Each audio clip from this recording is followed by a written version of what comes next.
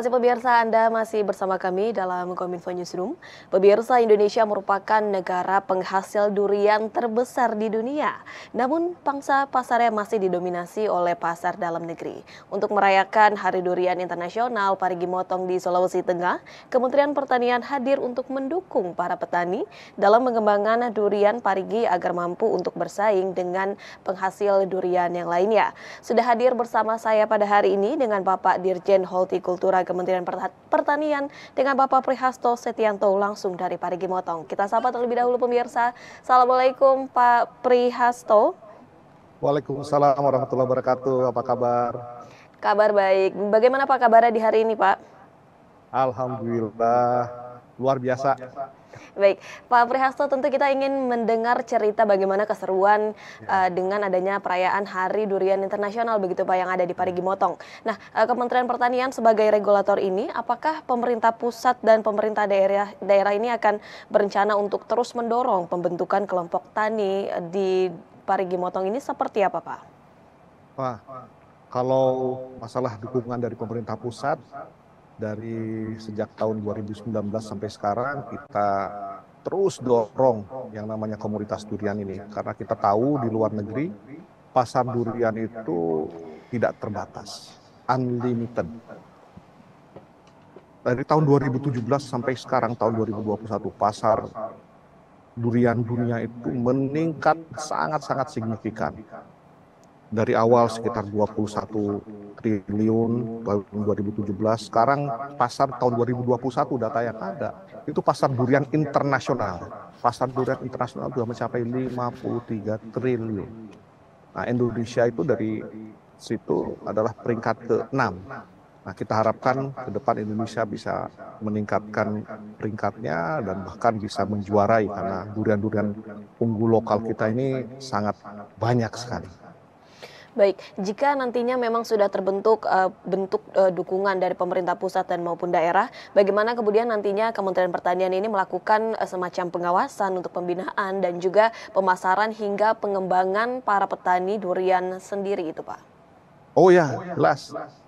Kita ada program ya memberikan bimbingan teknis, pengawalan pendampingan kepada masyarakat, kepada petani, mulai dari on-farm-nya maupun sampai off-farm, sampai pengelolaan di packing house-nya, ya, agar sesuai dengan standar-standar yang dibutuhkan di pasar internasional.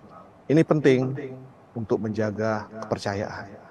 Jadi selain beberapa fasilitas-fasilitas yang kita berikan dari pemerintah, ya bagaimana agar bisa disimpan dalam waktu yang lebih lama, fasilitasi cold storage seperti yang dilakukan di Parigi Motong, dan fasilitasi-fasilitasi lainnya untuk meningkatkan produksi maupun produktivitas buah durian unggul lokal khususnya di Parigi Motong ini.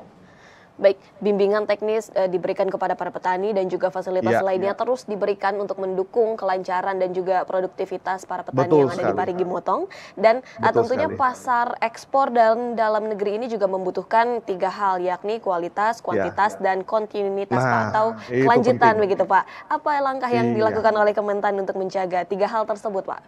Iya, yang pertama dari segi kualitas. Nah, kualitas ini sangat penting sekali. Kualitas ini lebih banyak di aspek hilirisasinya. Kita harus jaga packing house agar sesuai dengan standar yang dibutuhkan untuk pasar ekspor. Dari segi kuantitas ya tentunya volume. Kita harus jaga volume yang ada karena pasar seperti yang tadi saya sebutkan, pasar internasional itu terus mengalami peningkatan. Dari tahun 2017 sampai tahun 2021 peningkatan itu sampai 264% peningkatan kebutuhan durian pasar internasional, dan itu terus mengalami peningkatan. Nah, jadi dari segi kuantitas kita dorong pengembangan melalui perbenihan, kita memiliki balai benih hortikultura, kita memiliki penangkar ya, yang terus kita dorong untuk pengembangan dan juga kita lakukan pengawalan pendampingan agar bisa menghasilkan benih-benih durian yang bermutu. Karena dari benihlah, kalau kita punya benih yang bermutu tentunya akan menghasilkan durian yang bermutu juga. Kita kembangkan skala masif.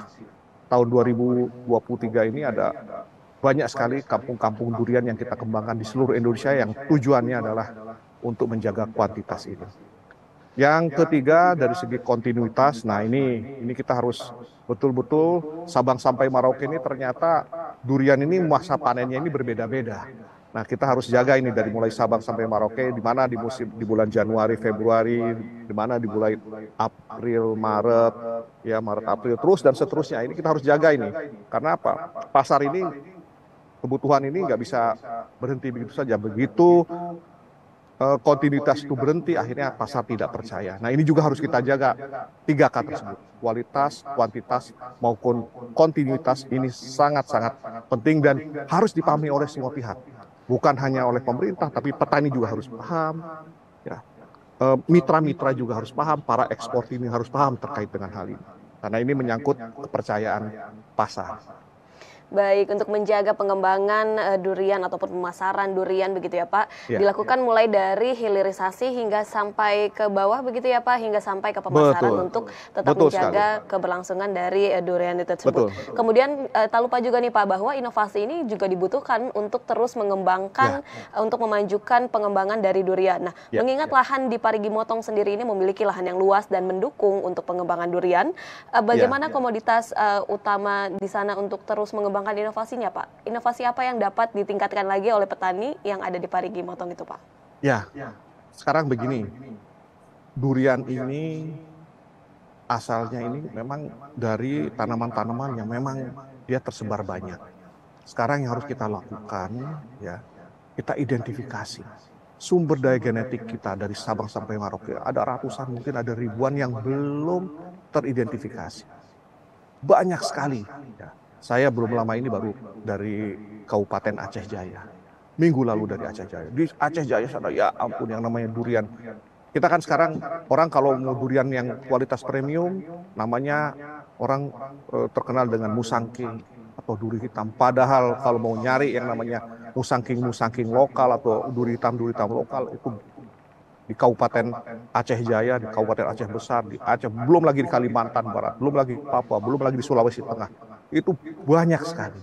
Nah, inilah yang sekarang harus kita dorong. Inovasi-inovasi kita cari ini, bibit-bibit. Kita identifikasi bibit-bibit ini. Kita identifikasi mana. Terus kita kembangkan benih-benih ini. Terus kita siapkan inovasi blok fondasinya. Ya, ada blok fondasi kita siapkan. Jadi kita siapkan blok-bloknya di mana misalnya yang cocok untuk ditanam untuk jenis durian seperti kalau di Aceh itu ada yang namanya Mas Ajai ya, atau Mas Aceh Jaya, itu juga warnanya luar biasa. Kita kembangkan di Aceh Jaya. Ada super tembaga di Bangka Belitung, kita kembangkan di Bangka Belitung. Ada durian Parigi di Kabupaten Parigi Motong, kita kembangkan di Parigi. Jadi kita bikin sentra-sentra durian yang sehingga kalau orang mau nyari, saya mau durian Parigi, pergilah ke Parigi Motong. Saya mau durian Mas Ajai, pergilah ke Aceh Jaya. Saya mau durian super tembaga, pergilah ke Bangka. Seperti itu yang kita kembangkan ya supaya bisa menjaga kontinuitas pasar yang dibutuhkan baik di domestik maupun di pasar ekspor kita. Baik, inovasi ini perlu untuk terus dikembangkan dengan cara memulai mengidentifikasi begitu untuk mengembangkan ke depannya terkait benih dan juga fondasinya. Pak, kalau boleh tahu ini kita semua tentunya tahu bahwa durian ini bermusim begitu Pak. Kiranya bulan apa paling bagus durian ini untuk dikonsumsi begitu untuk masyarakat, dan sejauh ini keluhan dari para petani mengenai pengembangan durian ini apa saja Pak yang dikeluhkan oleh para petani? Jadi memang saking luasnya Indonesia dari Sabang sampai Merauke, ini memang musim durian ini beda-beda. Ya, ada musim panen duriannya, ya, ada yang di bulan Oktober sampai bulan Januari, ada yang mulai start bulan Februari sampai bulan Maret, ada yang terus kayak di Parigi ini dimulai sejak bulan Mei, ya, Mei, Juni, terus ini udah di akhir season ya, bulan Juni udah di bulan Juli ini sudah di akhir season. Jadi memang ya ini geografis kita yang ada di ekuator ini ya akhirnya kita punya durian-durian yang di musim-musim yang berbeda-beda. Nah, terkait dengan keluhan petani ini sangat-sangat penting sekali ya. Yang paling penting kita sekarang harus kita jaga nih durian-durian kita dari serangan hama penyakit. Jadi keluhan para petani, kami juga kemarin habis dari lapangan, ya di beberapa tempat, ya hampir di semua tempat yang kita datang ini salah satu yang dikeluhkan oleh petani yaitu serangan hama penyakit. Nah, ini yang harus kita jaga bersama-sama. Jadi pemerintah melalui petugas pengawas organisme pengganggu tanaman atau POPT yang ada di daerah, kita Kita dorong untuk mereka terjun ke lapangan untuk mengidentifikasi apa hama penyakit yang saat ini sedang menyerang di kawasan-kawasan durian kita dan apa langkah-langkah pengendaliannya. Tentunya juga pemerintah juga memfasilitasi bagaimana pengendalian organisme pengganggu tanaman atau OPT ini agar jangan sampai merusak bahkan akhirnya menghancurkan sumber daya durian yang ada sehingga akhirnya merugikan petani itu sendiri. Ini yang harus kita jaga bersama-sama. Dijaga dari hama dan ini beberapa pihak juga bekerja sama untuk mengentaskan dan mengidentifikasi hama agar tidak menjadi hambatan untuk kedepannya begitu Pak. Kemudian apalagi yang harus diwaspadai oleh para petani dalam menghadapi perubahan iklim yang saat ini sedang berubah-ubah begitu Pak. Apa yang harus menjadi perhatian para petani? Ya, yang jelas durian ini kan sebetulnya adalah tanaman cenderung ke tanaman kering ya, lahan kering, tapi dia butuh air. Nah, ini juga harus dijaga, terutama tanaman durian yang lagi masa pertumbuhan. Kan pengembangan kawasan durian. Masih banyak tanaman-tanaman durian yang usianya masih ya baru 1 tahun, 2 tahun. Ini tanaman durian ini dia bukan tanaman yang butuh istilahnya air yang banyak ya. Kalau tergenang dia malah mati, tapi dia juga nggak boleh sama sekali kekurangan air. Nah, di musim El Nino yang kita akan hadapi kemungkinan di bulan Juli atau September nanti, ini yang harus dijaga bersama-sama. Bagaimana agar ketersediaan air di tanaman-tanaman durian yang ada ini harus tetap tercukupi. Durian ini nggak butuh banyak air, tapi dia butuh air. Baik, sehingga ini pemanfaatan ataupun hilirisasi dari penggunaan air ini juga menjadi penting ya Pak untuk terus menjaga kelanjutan dari pengembangan durian itu sendiri. Mungkin ini masyarakat juga bisa diperhitungkan begitu ya Pak untuk menghemat air begitu Pak untuk menghadapi situasi El Nino begitu Pak. Betul sekali. Baik, betul sekali. Jadi kita harus memaksimalkan sumber-sumber air ya, mengoptimalkan sumber-sumber air yang ada, kita harus bisa kita manfaatkan ya, di mana ada mata air, di mana sumber air, ya inilah kita gunakan air-air ini, atau bisa kita bikin juga water reservoir seperti embung-embung kecil di masa musim masih ada hujan sekarang ini, kita simpan air tersebut yang nantinya kita gunakan untuk menyiram tanaman-tanaman durian ini, karena tanaman durian ini kalau terlalu lama kering dia juga bisa mati, terutama durian-durian yang masih berumur masih muda-muda.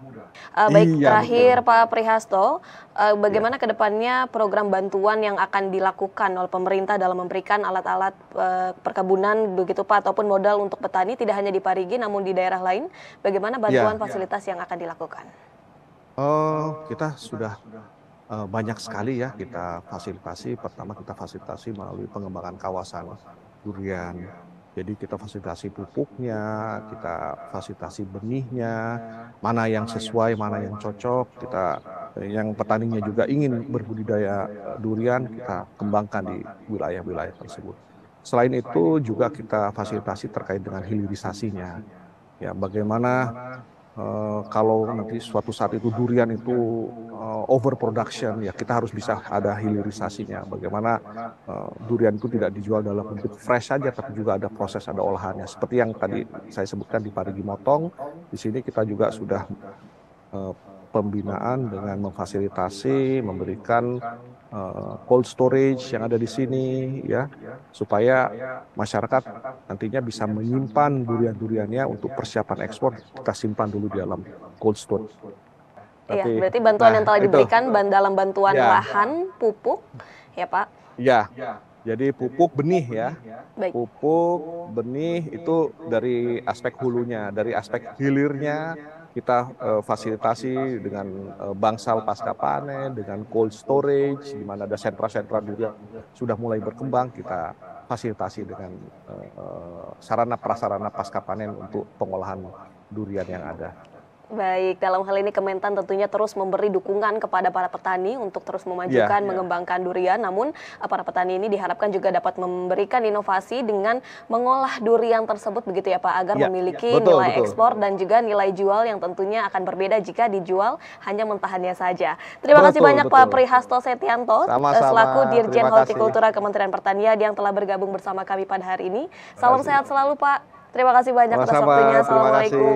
Iya, terima kasih.